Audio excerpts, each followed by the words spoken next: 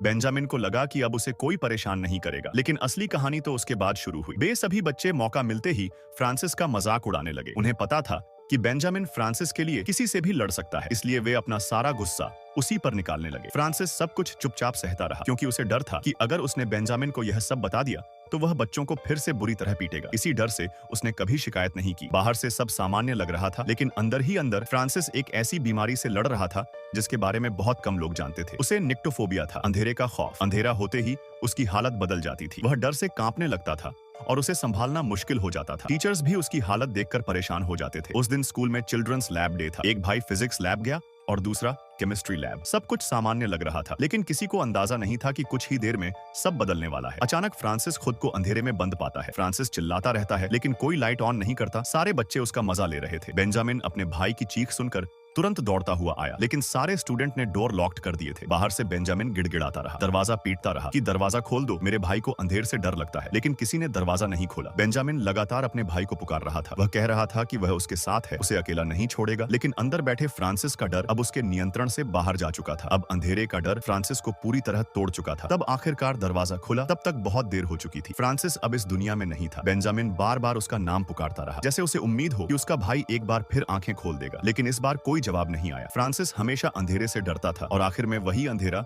उसे अपने साथ ले गया। उसकी मौत के 3 दिन बाद बेंजामिन वापस स्कूल आया। पूरी क्लास शांत थी। सब अपनी कॉपियां लिख रहे थे, लेकिन उस कमरे में एक ऐसी खामोशी थी जो शायद कभी खत्म नहीं होने वाली थी। अब आगे क्या होगा कोई नहीं जानता।